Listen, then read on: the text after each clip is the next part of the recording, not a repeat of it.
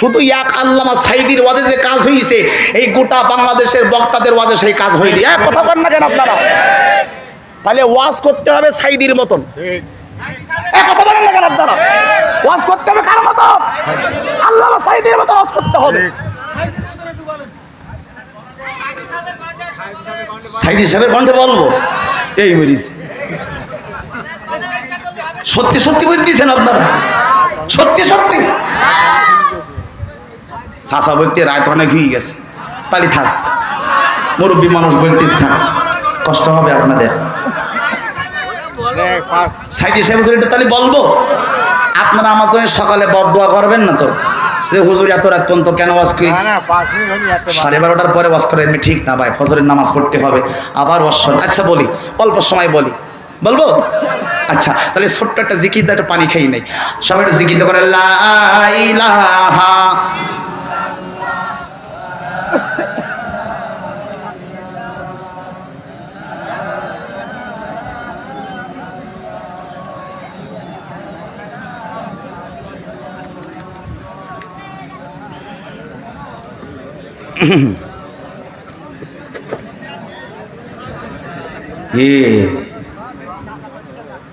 আমি মনে করতে 12:30 বেজেছে, এদিকে 12:55 বাজে।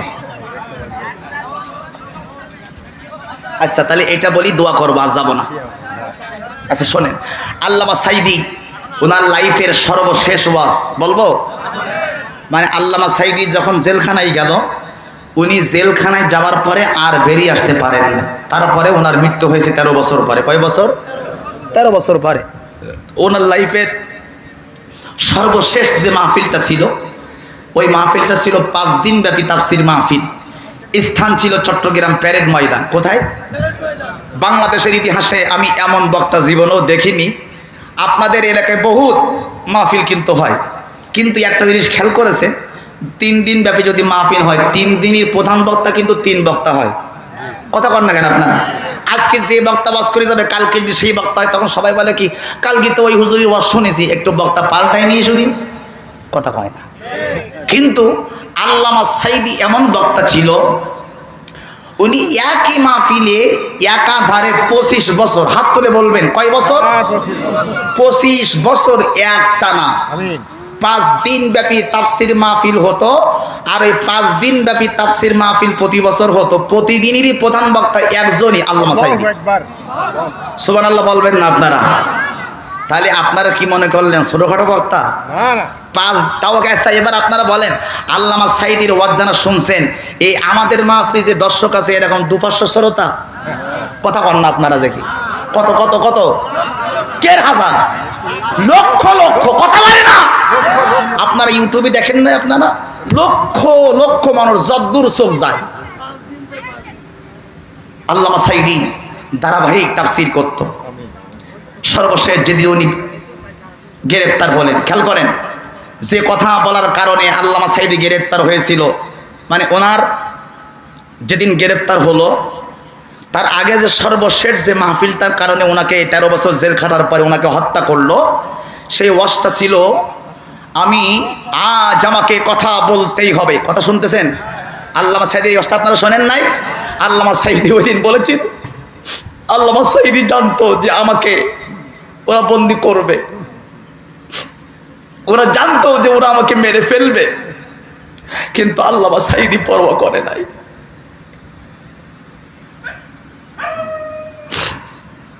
আল্লামা সাঈদী পরোয়া করে নাই। তিনি বলেছিল, আজ আমাকে কথা বলতে হবে, আগামীতে হয়তো আর কথা বলার সুযোগ পাবো না।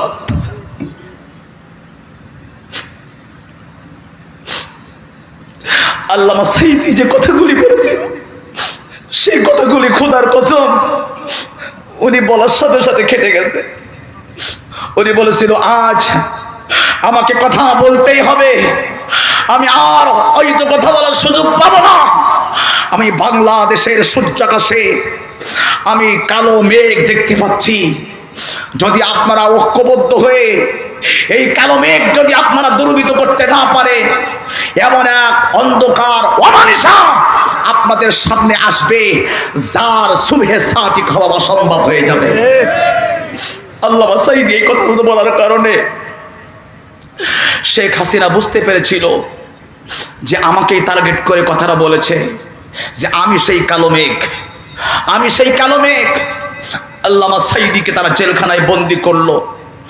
ওনার যেদিন বন্দি হলো 5 দিন ব্যাপী তাফসীর মাহফিল চট্টগ্রাম প্যারেড ময়দানে করবে, যেদিন সর্বশেষ আখেরি মোনাজাত করবে, ওই মাহফিলে আল্লামা সাঈদী যে ওয়াজটা করেছিল সেই ওয়াজ শুনে একই পরিবারে 25 জন হিন্দু কালেমা পড়ে মুসলমান হয়েছিল। ওয়াজটা ছিল মুতার যুদ্ধের ঘটনা। আল্লাহর নবীজি, আমি খুব সংক্ষেপ করে 2-3 মিনিটের ভিতরে শেষ করতেছি, খুব সংক্ষেপ করে মানে মূল কথাটা বলতেছি। আল্লামা সাঈদী চট্টগ্রাম প্যারেড ময়দানে বলল, এ মুসলমান, মুতার যুদ্ধ হবে, সেনাপতি হয় একজন। রসুল নাম ঘোষণা করলেন 3 জনের। হযরতে জাফর বিন আবি তালেব, নবীজির স্বাস্থ্য ভাই। দ্বিতীয় নম্বর হযরতে জায়েদ, নবীজির পালিত পুত্র। তৃতীয় নম্বরে নতুন বিবাহ করেছেন, এখনো বাসর ঘর করে নাই, হযরতে আব্দুল্লাহ বিন রাওয়াহা। রসুল ডাকলেন, তোমাদের 3 জনকে আমি সেনাপতির দায়িত্ব দিলাম যুদ্ধের ময়দানে। সাহাবীরা বলল, হুজুর, যুদ্ধের সেনাপতি তো হয় একজন, আপনি 3 জনের নাম বললেন, তার মানে আমাদের বুঝতে বাকি নাই আমরা 3 জন আর ফিরে আসব না। 3 জন বুঝে ফেললে আমাদের শহীদ হতে হবে। শুরুতে হযরতে জায়েদ বিদায় নিলেন, বলে, হুজুর, আমার মা তো আয়েশা, আমি তো আপনার পালক পুত্র, আমি কার কাছ থেকে বিদায় নিব? আমি যুদ্ধের জন্য প্রস্তুত, আপনি আমাকে প্রস্তুত করে দেন। আল্লাহু আকবার। বাকি থাকলো কয়জন? কথা বলতে হবে কয়জন? কেউ কথা বলবেন না, একেবারে পিন পতন নীরবতা। দেখেন তো চোখে পানি চলে আসবে।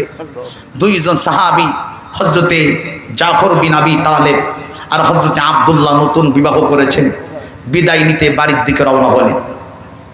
আল্লামা সাঈদী ঠিক এভাবে কথাগুলি বলছিলেন। মুতার গ্রন্থে লড়াই হবে। হযরতে জাফর বিন আবি তালেব বাড়িতে যেয়ে বলে, বিবি রে, আল্লাহর নবী আমাকে জিহাদের ময়দানে সেনাপতির দায়িত্ব দিয়েছেন, আমি জিহাদের ময়দানে যাব, আমি শহীদ হয়ে যাব, আল্লাহর রাস্তে তুমি আমাকে ক্ষমা করে দিও, আমার উপরে তুমি কোনো দাবি রেখো না। হযরতে জাফর বিন আবি তালেব তার বিবিকে যখন বললেন, বিবি সঙ্গে সঙ্গে সেজদায় পড়ে আল্লাহর কাছে 2 হাত তুলে বললেন, আয় আল্লাহ তাআলা, আমার স্বামী হযরতে জাফর বিন আবি তালেবকে তুমি আমার কাছে আবার গাজী বানাইয়া ফেরত পাঠাইয়া দিও। সঙ্গে সঙ্গে আমার ভাইরা, হযরতে জাফর বিন আবি তালেবের খাফের ভিতরে তরবারি ছিল। হযরতে জাফর বিন আবি তালেব খাফের ভিতর থেকে তরবারি বের করে হযরতে জাফর বিন আবি তালেব স্ত্রীর হাতের মধ্যে উল্টা আঘাত করলেন, তরবারি উল্টা বিদ্যা। ডাক দিয়ে বলে, বিবি রে, উল্টা দোয়া করো না, উল্টা দোয়া তোমার আল্লাহর দরবারে কবুল হবে না। আল্লাহর নবী আমাকে জিহাদের ময়দানে সেনাপতি বানিয়েছেন, আমি নির্ঘাত শহীদ হয়ে যাব, তুমি আমাকে আল্লাহর রাস্তে ক্ষমা করে দিও, আর হাসরের ময়দানে আমার জন্য তুমি দোয়া করে রেখো। হযরতে জাফর বিন আবি তালেব বিবির কাছ থেকে বিদায় নিলেন। হযরতে জাফরের 2টা সন্তান, ছোট্ট মাসুম বাচ্চা, পিছনের দিক থেকে আব্বা আব্বা বলে কাঁদতেছিল। হযরতে জাফর বিন আবি তালেব একবারের জন্য পিছনের দিকে তাকায়া দেখলেন না কারা কান্দে। হযরতে জাফর বিদায় নিলেন, অনেকগুলি কাফেরদেরকে জাহান্নামে পাঠিয়ে দিয়ে তিনি নিজেও শহীদ হয়ে গেলেন। এবার হযরতে আব্দুল্লাহ বিন রাওয়াহা নতুন বিবাহ করেছেন, এখনো বাসর ঘর করতে পারেন নাই। বিবির কাছে যেয়ে দেখে বিবিরে ঘরের মধ্যে বসে বসে আল্লাহর কোরআন শরীফ তেলাওয়াত করতেছেন। হযরতে আব্দুল্লাহ বিন রাওয়াহা বলে, ও আমার প্রাণের বিবিরে, কোরআন শরীফ পড়া একটু বন্ধ করো, আমার কথা তুমি একটু শোনো। আল্লাহর নবীজি জিহাদের ময়দানে আমাকে সেনাপতির দায়িত্ব দিয়েছেন, আমি নতুন বিবাহ করেছি, এখনো তোমার সঙ্গে আমার কোনো বাসর হয় নাই, আমি তোমাকে দেখি নাই, মদিনার সুন্দরী রমণীদের মধ্যে তুমি একজন, কিন্তু আমি তোমার হকগুলি আদায় করতে পারলাম না, তুমি আমাকে আল্লাহর রাস্তে ক্ষমা করে দিও। হযরত আব্দুল্লাহর স্ত্রী বলে, প্রাণের স্বামী গো, আমি মদিনার সুন্দরী এক রমণী, আর আপনি মদিনার সুন্দর একটা ছেলে, আমি আপনাকে ভালো করে দেখি নাই, আপনি আমাকে ভালো করে দেখেন নাই, একবারের জন্য ঘরের মধ্যে আসেন, আমি আপনাকে শেষবারের মতন একবার দেখে নিতে চাই। হযরত আব্দুল্লাহ বলে, বিবি রে, ঘরের মধ্যে যদি আসি তোমার প্রতি আমার প্রেম নিবেদন হবে, ভালোবাসা জন্মাবে, আমি ঘরের মধ্যে আসতে চাই না, তুমি আমাকে আল্লাহর রাস্তে ক্ষমা করে দিও। আল্লাহর নবী আমাকে জিহাদের ময়দানে সেনাপতির দায়িত্ব দিয়েছেন, আমি নির্ঘাত শহীদ হয়ে যাব, আমার পরে কোনো দাবি রেখো না। হযরত আব্দুল্লাহর স্ত্রী বলে, স্বামী গো, ঘরের মধ্যে যদি আসেন আল্লাহর কসম করে বলি একবারের জন্য প্রেম নিবেদন করব না, আমি শেষবারের মতন একবার শুধু আপনাকে এক নজরে দেখে নিতে চাই, যেন হাসরের ময়দানে আল্লাহর কোটি কোটি কোটি কোটি কোটি কোটি বান্দাদের মধ্য থেকে আমি আপনাকে স্বামী হিসাবে চিনে নিতে পারি। হযরত আব্দুল্লাহ বললেন, সম্ভব না, আমি ঘরের মধ্যে যাব না। বিদায় গেলেন হযরত আব্দুল্লাহ। জিহাদের ময়দানে যেয়ে দেখে হযরত জাফর তরবারির নিচে পড়ে শহীদ হয়ে গেছে, কিন্তু হযরত জাফরের হাতের ভিতরে ইসলামের তরবারি আল্লাহর জমিনে পড়তে দেই নাই। হযরত আব্দুল্লাহ তরবারি হাতে নিলেন, অনেকগুলি কাফেরদেরকে জাহান্নামে পাঠিয়ে দিলেন। এবার কাফেররা শক্তি অর্জন করে হযরত আব্দুল্লাহকে চতুর্দিক থেকে ঘেরাও করে ফেললো। এক কাফের এসে হযরত আব্দুল্লাহর ডান হাতের মধ্যে আঘাত করলো, ডান হাত কানা কেটে পড়ে গেল, বাম হাতের মধ্যে আঘাত করলো, বাম হাত কানা কেটে পড়ে গেল। কাঁটা দুইটা হাত নিয়ে হযরত আব্দুল্লাহ ইসলামের পতাকা দুইটা পা দিয়ে জড়িয়ে ধরে রেখেছে, এরপরেও ইসলামের পতাকা মাটির মধ্যে জমিনে পড়তে দেই নাই। হযরত আব্দুল্লাহ বিন রাওয়াহা, কাফেররা বলল, কি ব্যাপার, দুই হাত কেটে দিয়েছি, ইসলামের পতাকা ফেলাই না। এবার দুই পায়ের মধ্যে আঘাত করলেন, দুই পা কানা কেটে আলাদা হয়ে গেল, দুইটা হাত দুই দিকে, দুইটা পা দুই দিকে। হযরত আব্দুল্লাহ এবার ইসলামের পতাকা বুকের মধ্যে জড়াইয়া ধরে রেখে আল্লাহর নবীকে ডাক দিয়ে বলে, ইয়া রাসূলুল্লাহ, ইয়া হাবিবাল্লাহ, আমার জীবন চলে যাবে, আমি ইসলামের পতাকা আল্লাহর জমিনে পড়তে দিব না। হযরত আব্দুল্লাহ, কাফেররা বলল, ঠিক আছে। সঙ্গে সঙ্গে গর্দানের মধ্যে আঘাত করলো, মাথা থেকে দেহ সম্পূর্ণ দুই টুকরা হয়ে গেল। হযরতে আব্দুল্লাহ শহীদ হয়ে গেল। হযরতে আব্দুল্লাহ শহীদ হয়ে যাওয়ার পরে আল্লাহর নবীর কাছে খবর গেল, ইয়া রাসূলুল্লাহ, ইয়া হাবিবাল্লাহ, আপনার আব্দুল্লাহ জিহাদের ময়দানে শহীদ হয়ে গেছে। আল্লাহর নবীজি দুইটা চোখের পানি ছেড়ে দিয়ে জিহাদের ময়দানে যাওয়ার পরে দেখলেন হযরতে আব্দুল্লাহ ডান হাত কানা একদিকে, বাম হাত কানা একদিকে, ডান পা একদিকে, বাম পা একদিকে, হযরতে আব্দুল্লাহর দেহটা একদিকে। আল্লাহর নবী দুইটা চোখের পানি ছেড়ে দিয়ে কাঁদলেন আর বললেন, আমার আব্দুল্লাহ নতুন বিবাহ করেছে, বছর ঘর পর্যন্ত করতে পারে নাই, আল্লাহ তাআলা আমার আব্দুল্লাহকে আমি আবার পুনরায় জীবিত করতে চাই। সঙ্গে সঙ্গে আল্লাহর নবী জবান থেকে থুতু মোবারক নিলেন, সাহাবীদেরকে বললেন, সাহাবীরা শোনো, আমার আব্দুল্লাহর দুইটা পা খুঁজে আনো, দুইটা হাত খুঁজে আনো, আমার আব্দুল্লাহর বডিটা খুঁজে আনো। বডি খুঁজে আনছে। আল্লাহর নবীর জবান থেকে থুতু মোবারক নিলেন, লাগাইতে দেরি হয় নাই। হযরতে আব্দুল্লাহ আবার আগের মতন গোটা দেহের দুইটা হাত, দুইটা পা আর মাথা আর দেহ আবার আগের মতন সব জোড়া লেগে গেল। হাত তুলে বলতে আল্লাহু আকবার। আল্লাহর নবী বলে, সাহাবীরা, আমার আব্দুল্লাহকে তোমরা দাফন করে দাও। সাহাবীরা বলে, ইয়া রাসূলুল্লাহ, গোসল কি দেওয়া লাগবে না? আল্লাহর নবী বলে, গোসল দেওয়ার দরকার নেই, আল্লাহ রাস্তায় যারা জীবন দেয় এদের কোনোদিন গোসল দেওয়া লাগে না। আল্লাহু আকবার কয় না?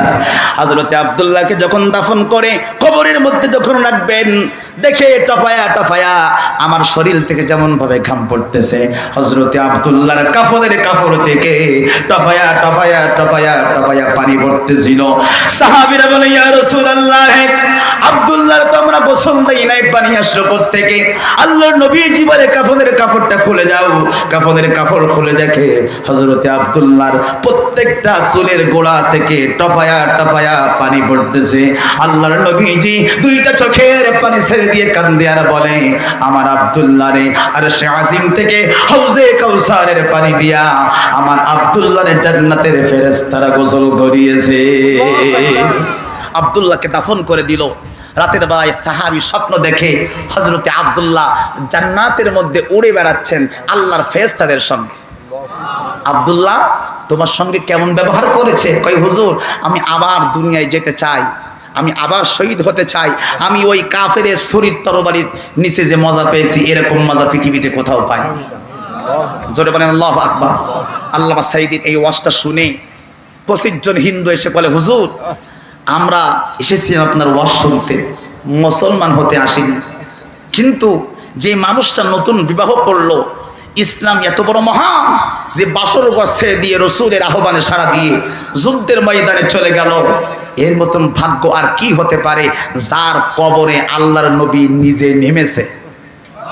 ডান হাত তুলে বলতে হবে আল্লাহু আকবার। যার কবরে আল্লাহর নবী নিজে, আল্লাহর নবী নিজে আব্দুল্লাহকে এরকম কোলে করে নিয়ে আল্লাহর নবী যে আব্দুল্লাহকে বুকের মধ্যে জড়িয়ে জান্নাতি কবরের ভিতরে রেখে আর শাজিমের দিকে দুই হাত তুলে আল্লাহকে বলছে, আল্লাহ আমার আব্দুল্লাহর পরে আমি খুশি, আপনি আল্লাহও খুশি হয়ে যান। আল্লাহু আকবার। ডান হাত তুলে বলতে হবে আল্লাহু আকবার। হুজুর আর দেরি করেন না, আমাদেরকে কালিমা পড়ায় মুসলমান বানায় দাও। যে ইসলামে তো মহান, ওই ইসলামকে আমরা আর ভুলে থাকতে চাই না। উচ্চস্বরে বলেন আল্লাহুম্মা আমিন। আল্লাহ পাক যেন আজকের মাহফিলকে কবুল করে। আপনাদের জন্য প্রাণ খোলা দোয়া রইল। আমা তাওফীক ইল্লা বিল্লাহ। আল্লাহুম্মা আমিন। রব্বানা যালামনা আনফুসানা।